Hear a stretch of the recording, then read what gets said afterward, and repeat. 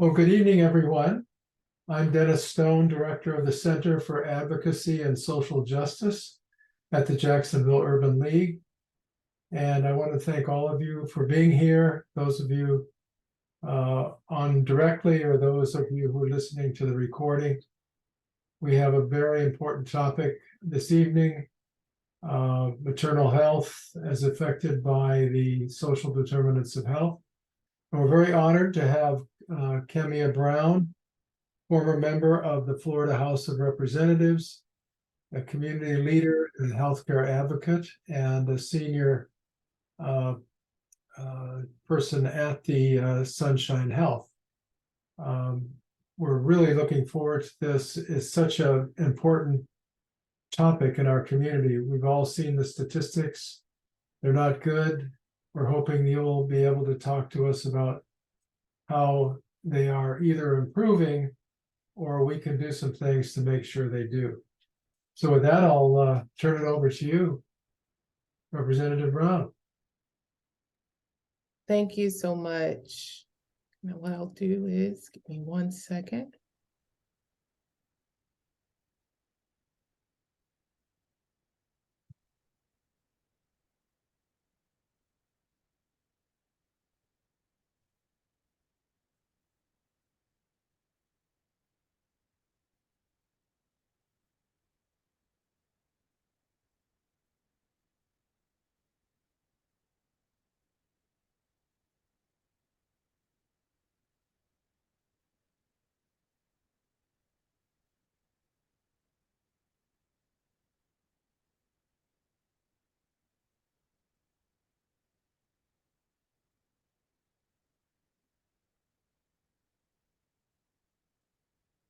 Now, can you see my screen, Dennis? Yes. Okay. Not sure why it stops sharing, but good evening, everyone. And thank you for joining us here for this very important conversation on maternal health here in Florida, addressing social determinants of health and supporting new moms. As he mentioned, my name is Kamia Brown, and I am the Senior Director of Healthcare Transformation here at Sunshine Health. My role here at Sunshine is to work with community partners and providers in a coordinated fashion to care for our members' physical, mental, as well as their social needs. By us all working together, we are able to reduce barriers to accessing care in order to improve our health outcomes and reduce health disparities within our communities. Now, he also mentioned that maternal health and changing outcomes in our community is a true passion of mine. For 6 years, I had the honor of serving in the Florida House of Representatives. And in that time, I was able to do some historic things surrounding maternal health. One in particular is extending our postpartum benefits from 6 weeks to an entire year for our moms, as well as creating telehealth pilots and establishing telehealth pilots for our new moms, our pregnant moms, to help them receive quality care in a more innovative manner versus going into facilities. They're able to have these tools at home or in their personal spaces to be able to still have the excellent and quality care they need for them as well as their babies.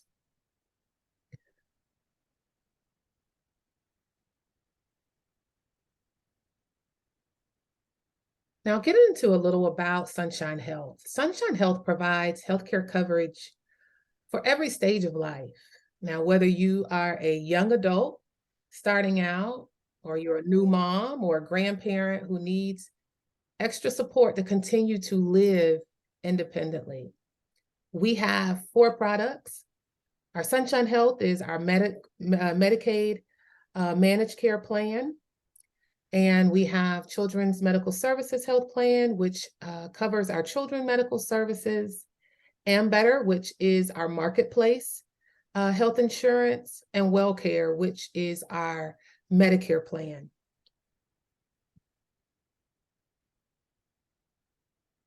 Sunshine Health goes beyond just providing healthcare coverage to improve health and wellness for its members here in the state of Florida. We currently have, unlike others, 11 Sunshine Health welcome rooms. And these welcome rooms are placed throughout the state and serve as community resources and gathering places to connect all Floridians to social services, health and wellness classes. We offer support groups, health fairs, baby showers, and more.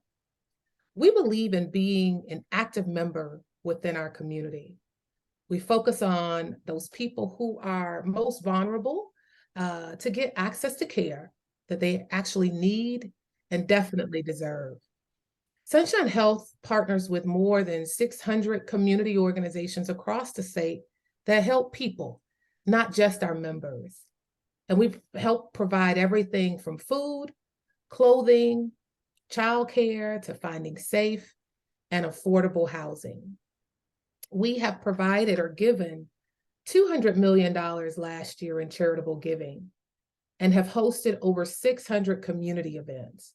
In the wake of last year's hurricane season, we've assisted 16,000 families that were in need here in our state. Our goal is to give our members the tools they need to live healthy and prosperous lives, whether that's educating them on preventative care, establishing relationships with their doctors, and helping pregnant women to be healthy and have healthy babies. Sunshine is there. Now, before we get into our social determinants of health and how they impact maternal health, let's sort of take a look at some specific data and initiatives in place to care for Florida's moms and babies. We know that economic and social conditions have a very powerful impact on individual and population health outcomes, as well as healthcare costs. Non-clinical factors such as housing, food assistance, you look at your income, employment status, your education, or even education level, transportation, they all have potential to contribute to health outcomes more than clinical care. In fact, one widely cited study found that while 10% of premature deaths here in the US are due to clinical health care, social and environment factors are estimated to account for 60% of health outcomes. Almost half of the births here in Florida were covered under Medicaid in 2021. And this is why we here at Sunshine rely so heavily on our community partners, such as the Urban League of Jacksonville and various other programs to help support better health and better birth outcomes for Florida's moms and babies. And we will cover that in a few slides. Now, we've seen the data and know that in our country, we're facing a maternal and infant health crisis, right? This crisis is fueled by structural racism that drives significant racial disparities in maternal and infant morbidity and mortality. Particularly affected are Black women, Hispanic, and indigenous birthing women. We know that Black women are 3 to 4 times more likely to die from pregnancy-related causes during pregnancy, during birth, as well as up to 1 year postpartum. What's more is Black women are twice as likely to experience severe maternal morbidity or life-threatening pregnancy complications. Studies have shown also that particular subgroups of Hispanic women, such as Puerto Rican women, experience higher rates of maternal mortality compared to non-Hispanic white women. Studies have also shown us that there are higher rates of severe morbidity for Hispanic women compared to white women as well. Now, we saw all through our own, whether it's our own lived experiences, mine included, those social media posts, or even our family group chats, that pregnancy and births just didn't stop because there was a pandemic that we went through. And neither did the maternal health crisis. Solutions put forth to reduce those disparities in maternal health and improve experiences for those that are disproportionately affected by this crisis include, but not limited to, for example, I gave you the extension of postpartum benefits. For years, Florida has only provided 6 weeks of healthcare insurance for those women going through postpartum. But we saw that many of these women, these were critical times in their lives, life or death. And so we here in the state of Florida passed legislation that would expand those benefits all the way up to a year. We focused on expanding grant opportunities for those community-based organizations that were boots on the ground doing this work, helping our moms go through these times, these trying times, but also looking at the health disparities and creating minority health liaisons within each of our 67 counties to really look at what we're doing and how we can better the outcomes that we're currently having within our minority communities. But part of the other part of those experiences and benefits that we were able to provide, particularly here at Sunshine Health, is not limiting the access to doulas and midwives. Doulas and midwives are very key to supporting pregnant women and relieving the strain on our medical system. Doulas are equipped with the knowledge about our communities, but also about the social determinants of health and how they play a critical role for new moms. Sunshine Health offers doula support for our members starting at age 13 and older, with the goal of improving the mother's well-being while also improving birth outcomes, prenatal and postpartum care, but also lactation counseling. Our doula services provide 3 visits. There are 3 visits while pregnant that are included in our benefits package. There are also 2 after birth because we know that when mom comes home, she needs help. There are in-person labor support because not all of us have the support system we need by the bedside, whether that's in a hospital or out. And so our moms have the option to have that labor support. They have email and phone support that they have, as well as 24/7 on-call support after 37 weeks until birth. We know the importance of prioritizing doula and client pairing, right? We know that we are best fitted with folks who understand our lived experiences.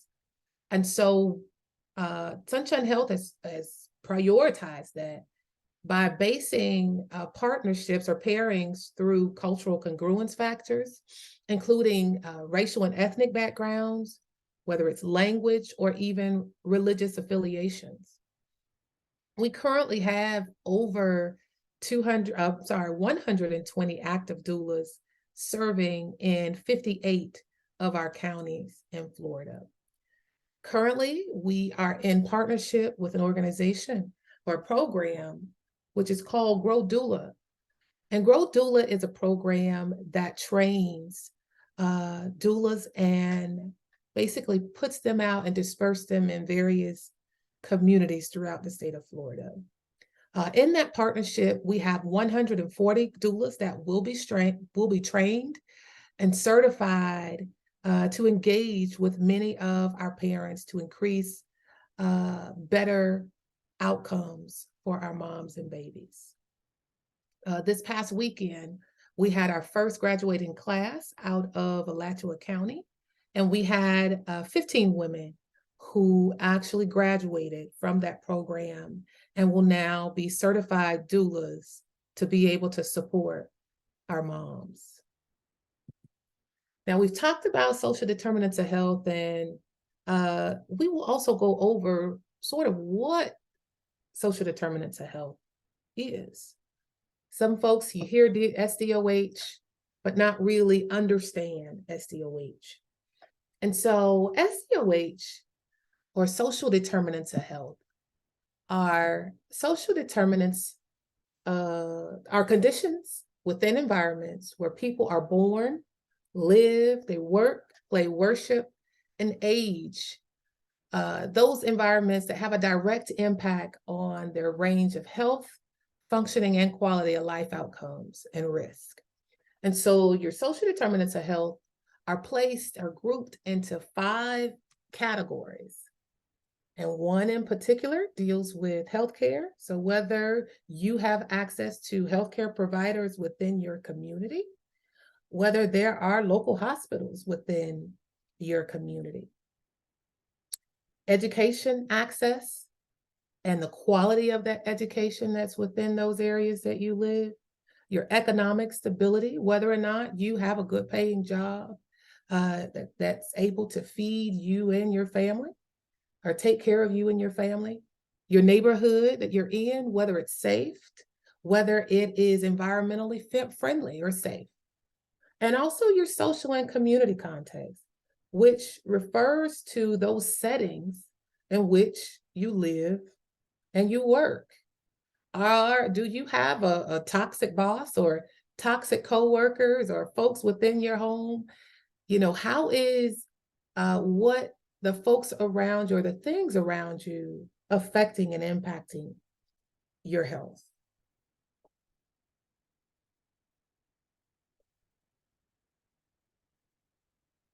And so health barriers for our new moms, there are social determinants of health that create barriers for access to resources, for issues like healthy lactation, whether or not mom has lactation support in her community to breastfeed if she so choose, postpartum and mental health. We know that surrounding our state, we are having a crisis with really accessing behavioral health and mental health providers where they are not located in certain communities, whether it's doula access or more. And so it's critical part of Sunshine's mission to really bridge these gaps and alleviate those challenges for our moms so that it allows them to focus on their own health as well as their baby's health.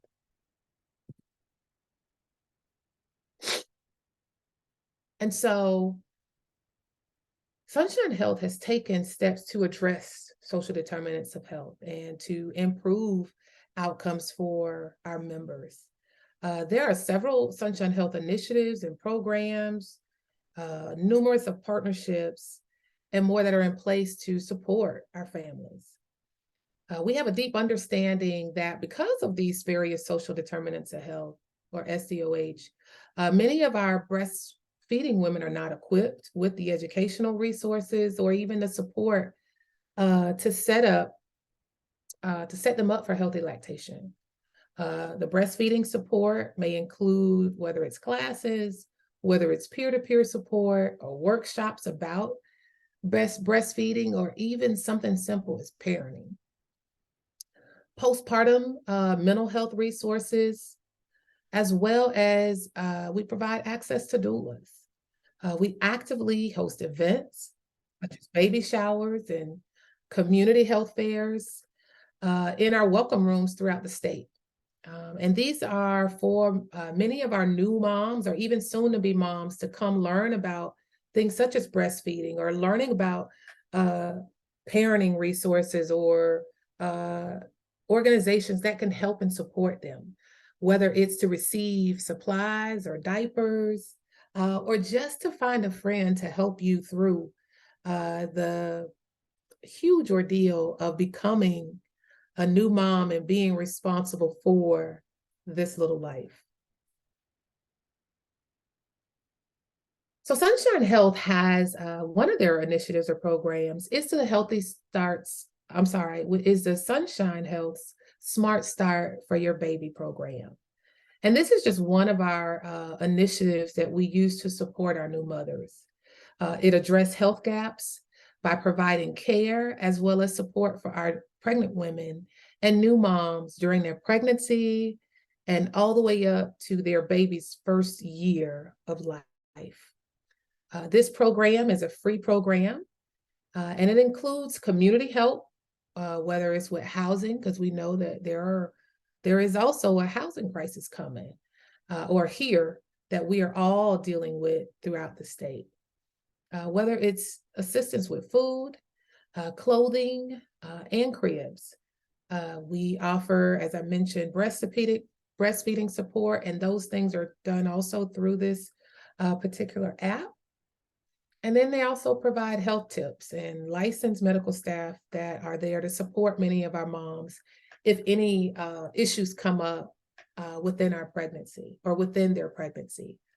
We have heard from the CDC and from many women, many Black women around our country about just the importance of being heard through this time, or the importance of being able to understand symptoms and what they mean.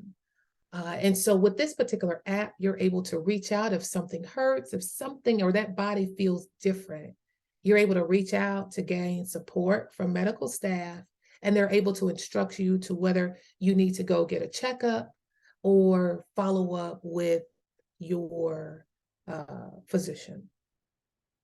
We also help many of our moms, not only with just this support, but also with setting up doctor's visits. We also help provide mental health resources and services to connect them to, or referrals to connect them to other community resources within their local area. Now, so far in 2023, Sunshine Health has awarded over $100,000 in community connection grants to support maternal health. And all of these grants were dispersed throughout our 11 Medicaid regions here in this state.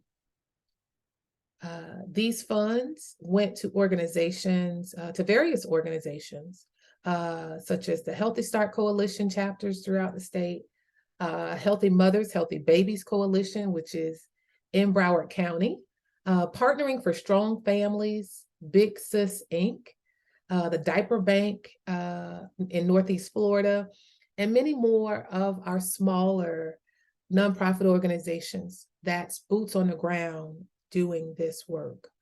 As we mentioned, we are grateful for the partnership that we have with the Urban League of Jacksonville, but as well as Agape, which is one of your community health centers that we continue to partner with when it comes to many of the maternal health programs that we offer. And as I mentioned, Sunshine Health has a great partnership with Healthy Start. We work regularly with the various Healthy Starts around our state. And with them, we put on, whether it's baby showers or it's just financial funds, or even just donating supplies or kits that we provide many of our moms or members. We also invite many of our members to attend many of these events that we do with Healthy Start to learn about the various resources that Healthy Starts have within each of these local communities and the other partners that they have. So women are able to come and experience these, whether it's additional needs of formula, or whether it's needs with even breast pumps. We attend monthly meetings with our Healthy Start and also refer, as I mentioned, our members to the Healthy Start program, so that we're able to kind of maximize many of the resources and the tools our moms can have when caring for themselves as well as their babies. We also work with other local organizations throughout the state that support many of our moms in different communities. We have partnered with the March of Dimes and continue to partner with them to provide implicit bias training for many of our providers. So whether that's our doulas, our medical staff, our nurses, our hospitals, even our PCPs, our primary care providers. We also support and volunteer for the March for Babies annual fundraiser and march or walk that they have. And we've participated in those throughout that are located throughout the state. So just got a chance to participate in the one in Tampa, as well as in Broward County. We have a great partnership with the Jasmine Project, which is located in one of our urban communities in Miami. And we've done a lot of work with them. And then also other educational events that we do, whether it's with our churches or other organization partners. And lastly, we provide resources such as the newsletter for our moms. This particular newsletter is Healthy Moms and Healthy Babies. And this newsletter is a postpartum support newsletter from the Harvard Health Publishing. And this particular newsletter is designed for our new mothers to provide them with whether it's important reminders or milestones that they will have or their babies will have per month up until their first year of life. It's been a great tool for many of our members,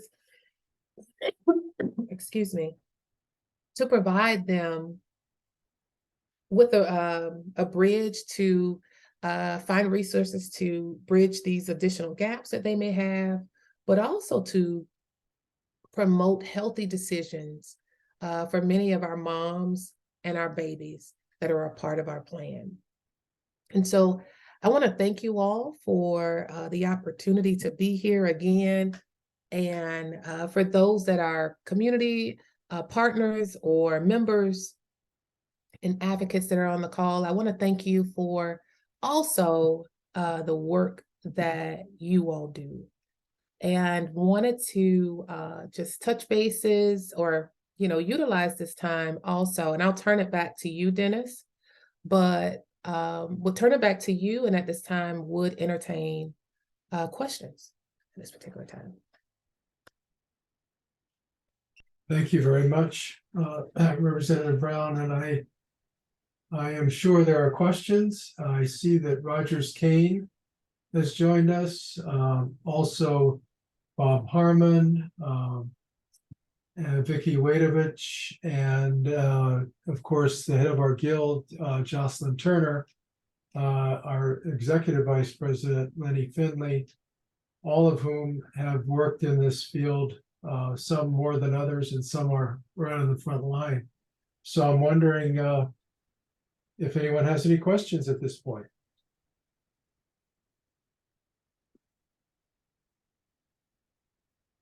Well, while people are gathering their thoughts, I wanted to ask you, what is the biggest challenge right now for Sunshine Health? You can see they've spent a lot of time and effort to strategize as to what to do with this particular challenge. What are you finding now that you're into it is the biggest barrier to success? So here at Sunshine Health, we're currently going through just the process of, as you may have heard, the redetermination process. And so right now you have where through the pandemic, the Biden administration expanded Medicaid benefits for other persons, which allow more folks to be eligible for Medicaid. And here we are, those benefits are now ending.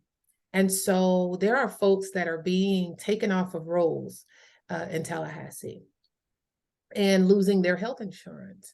So I would say what is a huge barrier is just getting in contact or communicating to many of these folks that are losing their health insurance, communicating that there are other opportunities, or reapplying to see if they will qualify for Medicaid, but if not, other products that would be able to care for their families.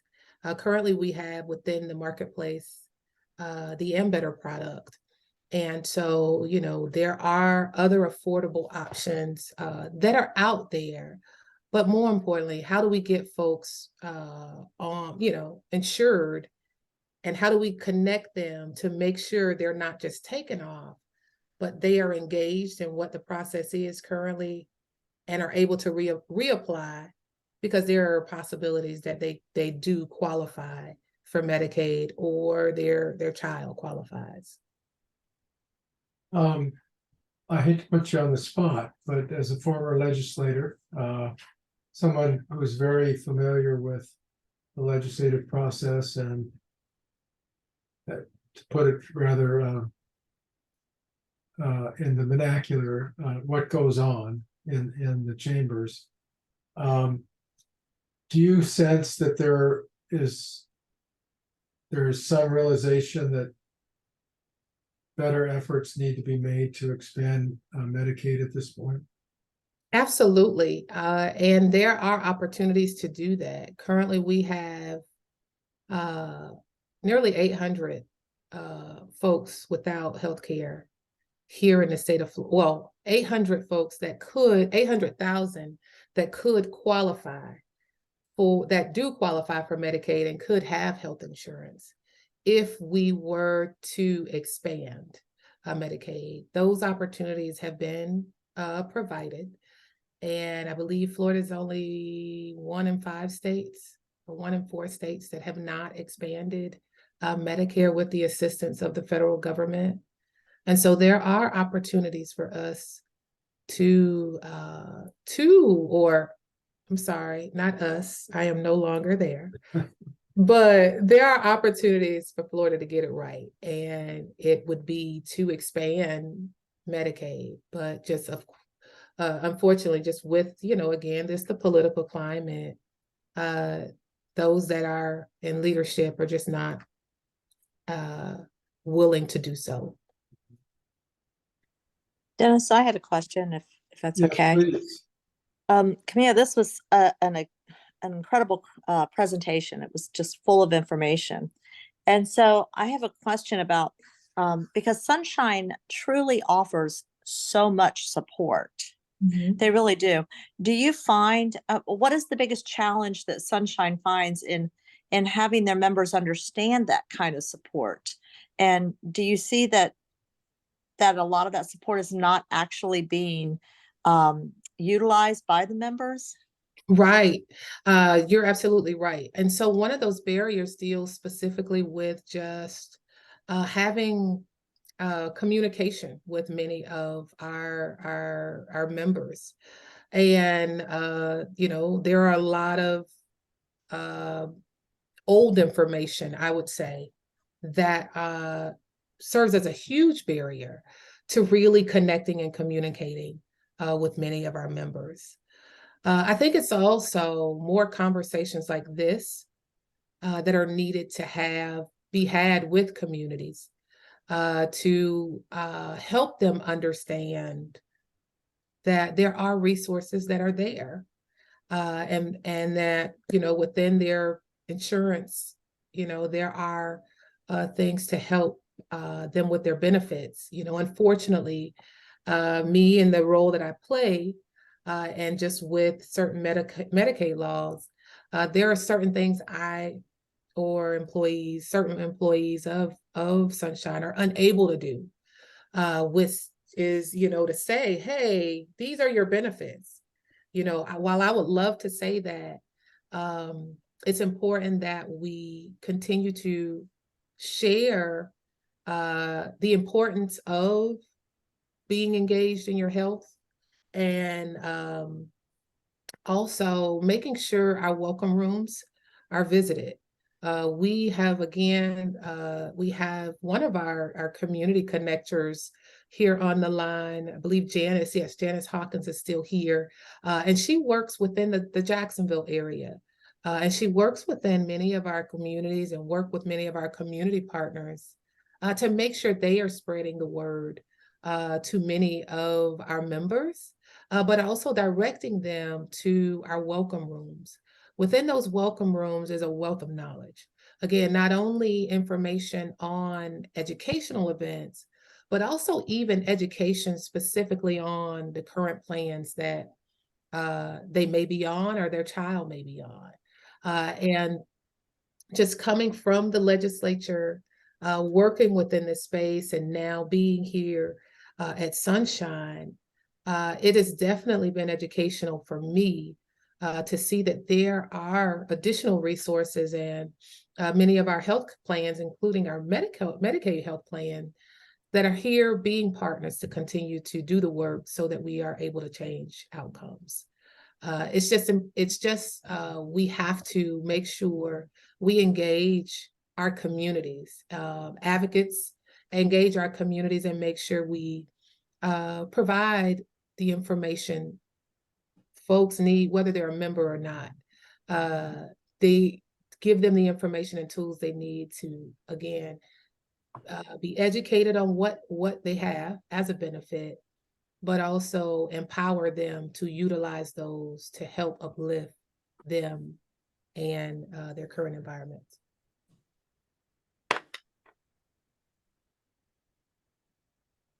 Other questions? Oh, Yes, this is Bob Harmon. Yes. I had a couple of questions. Very nice presentation, by the way. Thank you. But are you having any kind of shortage of OBGYN physicians or nurse practitioners in your network to deliver services across the state? From my vantage point on knowledge, I have not asked necessarily that question from our provider engagement team, but definitely when you look at, from my vantage point, communities, rural communities here in the state of Florida, there are shortages. There are shortages of healthcare providers in many of our rural communities. And that is one reason Sunshine Health is able to offer telehealth or supports offering telehealth to many of our members so that they're able to still connect. When you look at just that area of Northeast Florida, as soon as you're leaving out of Jacksonville, headed to Tallahassee, those are healthcare deserts there. Not only just food deserts, but healthcare deserts. They are only, many of those folks are only able to receive healthcare if by traveling over 100 miles to get to a doctor. We have even some moms, let's say if we look at sort of the Jefferson County or Madison County area, many of those moms, because there are no OBGYNs in that Taylor, Jefferson, Madison County area, their closest to healthcare is either going across the Georgia line or all the way to Tallahassee or even Jacksonville or Gainesville to receive maternal care. And a follow-up question, are you able to cover and promote postpartum, voluntary, long-acting reversible contraception for women who want it? Yes, so there is a family planning that Sunshine Health does provide within their benefits. And again, women are able to access that with their provider or reaching out to whether it's our community connections or within the 1-800 number to get information on that as well. And I have two questions from the head of our guild. They're as follows from Jocelyn Turner. does Sunshine allow physicians to write prescriptions for food as they do for medications? And then the follow-up is, does Sunshine Health have community health workers or similar persons in the community to assist pregnant women, linking them to the needed services and being supportive? Now, I did see you're training doulas, so that's part of it. But are there other community health workers that they have? And then if you could cover the prescription on food. Yes, so we do offer throughout our plan community health workers, in particularly for many of our high-risk women. We offer case managers as well as community health workers. And so, that mom is able to work with that case manager, and based off of the plan that they create together, there are follow-ups through those community health workers, or pairing them with a doula, or pairing them even if there are some, diabetes or high blood pressure issues, whether it's a meal plan. We offer, you asked a question about, do we prescribe food? We don't prescribe food, but if any of our pregnant moms are having certain issues through the plan and need assistance with food, through our plan, they're able to get help through one of our vendors' mom's meals. And those are dietary meals that are prepared and sent to the mom. Those are delivered to their home. If there is a particular diet that the doctor has them on, and those meals are prepared specifically for the certain dietary restrictions they may have. We also have, and I'll go ahead and put in a plug, Janice will have more information on it, but we also, within our welcome rooms, offer food pantries. And so if any of our families, or even those within the community, that are having issues with food security or healthy foods, we offer a monthly food pantry. And so it will begin every third Thursday of the month. And so, and Janice, you can log on. I'm not sure if it starts tomorrow, but it definitely will be next month. Yes, it will. We do have one that's coming up tomorrow. It's every third Thursday of the month at the location here in Jacksonville at 5115 Normandy Boulevard. And so that's every third Thursday of the month. We give away pounds of food to the community and to our members. And so, Jocelyn, if you know of anyone, or if there are advocates and community persons on these calls, feel free. Whether you provide the information to your church, every third Thursday we do provide food. Now, I know I'm located here in the Orlando area, and there were so many seniors that there's a couple seniors groups I still participate in, although I'm no longer elected. And I even received calls as late as yesterday for those that are waiting to participate in the food pantry for tomorrow. Some of those folks are members, some are not, but I know the last food pantry, they received steaks. There was chicken broth, there were noodles for you to make soup. There were snacks, there were waters, packs of water that many of were provided, but it was things that are beans, things for folks to make healthy meals, and not only for themselves, but based off of their family setting. And so we have access to, those things, but also many of the local food pantries. We are able to, through our community connections, connect moms or members to local food pantries to help with food assistance. Other questions? I did have a want to. question. Go ahead. Sorry about that. Hi there. I'm Raven Countryman from the Jacksonville Urban League, and I love your presentation as well. I wanted to know more about the telehealth. Was there a surge in the user applications and those who signed on the platform during COVID, or was it pretty active prior to the pandemic? Well, so with the telehealth pilot, that brainchild actually started in the middle of COVID. So I found out I was pregnant in the midst of COVID. So I was elected at the time, and found out, I believe we shut down in March 2020. The state kind of shut down, and let's say February 18th, I found out I was pregnant. And so that pilot did not start until, let's say, a year and a half ago.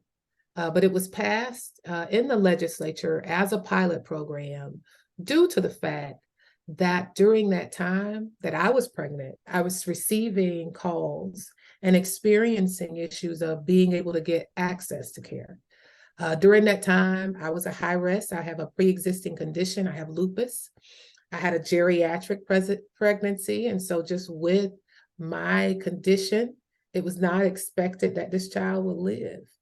And so to see or imagine others not able to receive the care they need because the health departments are closed or doctor's offices is closed, to me, that was a problem. And again, this is all going on during a time you see that United States are having huge issues of women dying, trying to give birth and bring a child into this life. And so so of course I had my child and was able to fight for care. But not everyone had that same privilege, you know what I mean? Or have that same education, because these were things that I had continued to advocate for within the legislature for years. I spent nearly 20 years in Tallahassee working those halls and helping to change laws. And so from my own experience, I created a telehealth program with a counterpart in the Senate, which was your Senator Audrey Gibson. That program started in after the legislative session, but it started only in Orange County and Jacksonville. Again, although we don't have a pandemic going on, we still have inequities and we still have maternal health deserts.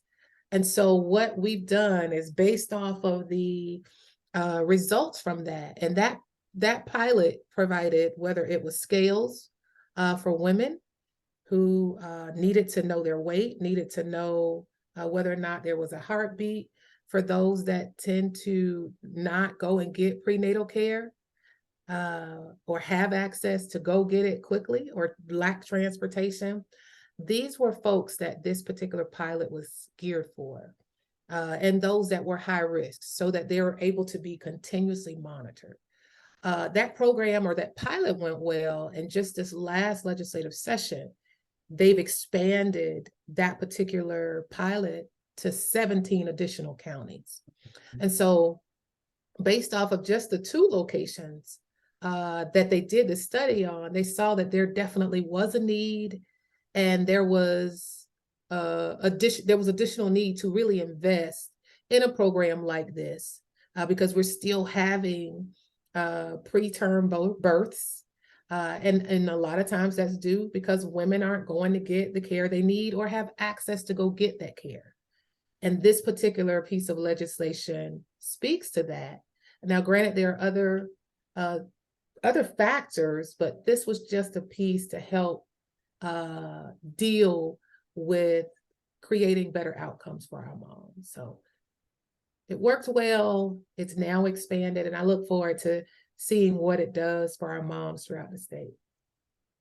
That's really exciting. I remember when Senator Gibson was able to get that pilot funded, and I was just super excited because I thought, wow, we're finally focused on this problem with some additional funding that's solely for this problem.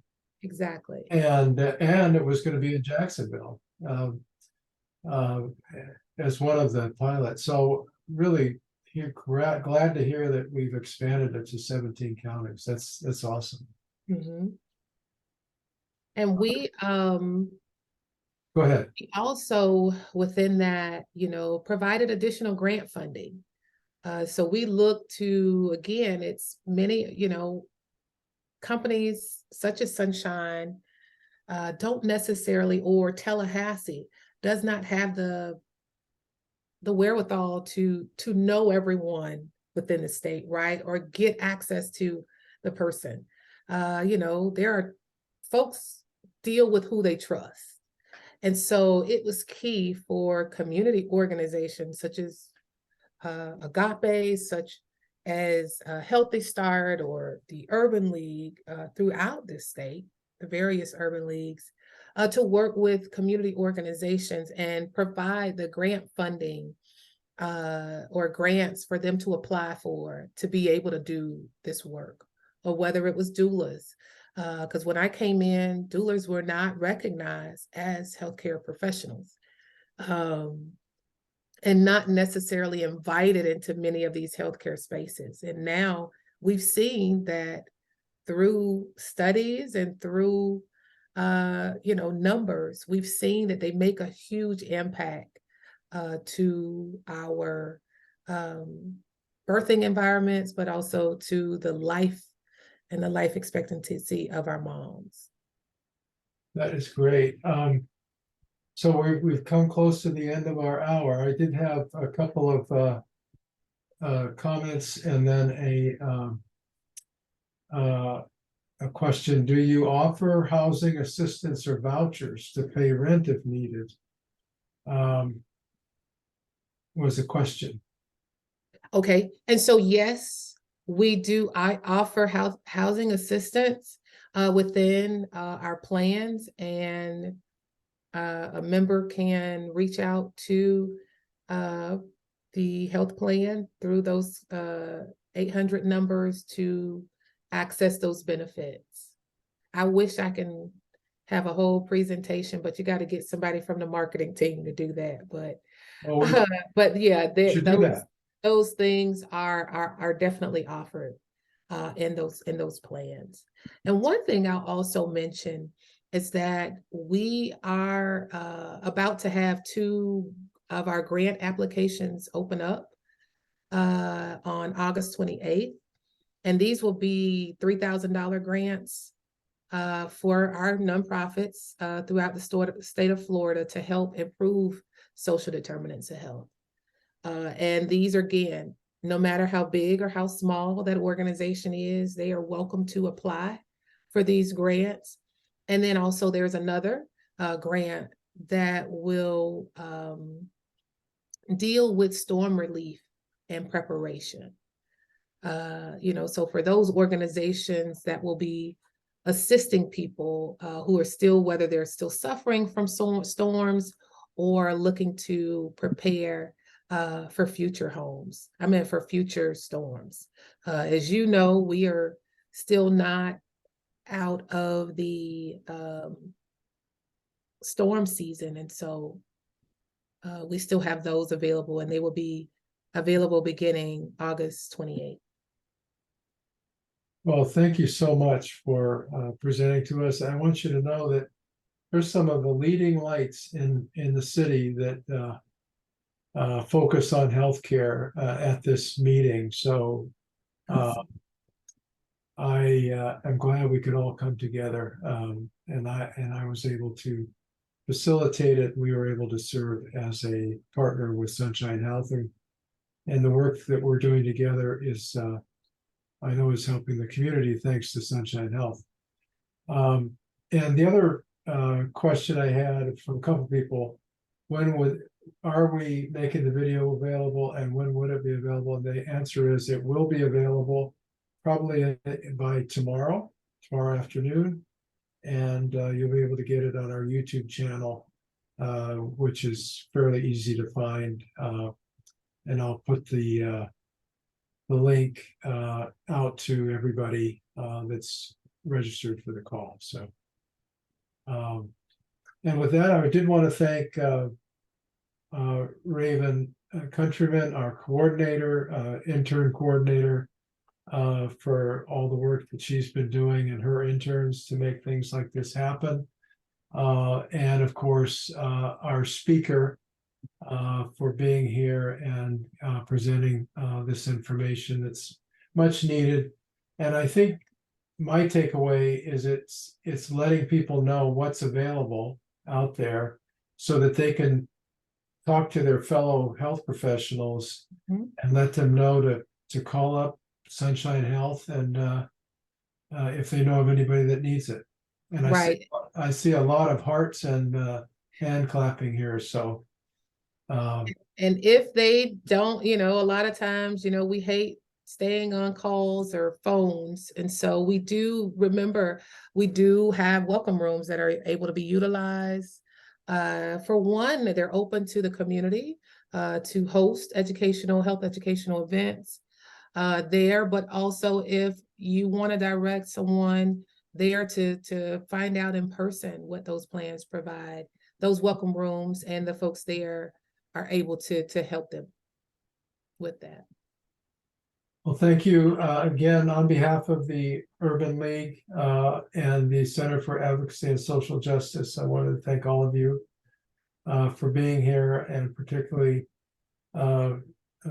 Representative Brown for your presentation. Thank you. Have a great rest of the evening and a great rest of the week, everyone. And look forward to seeing you on our next town hall, which I think the next one is on racial healing and reconciliation, our monthly meeting, and that will be the first Thursday in September. So good night, everyone. Good night. Good night. Thank you.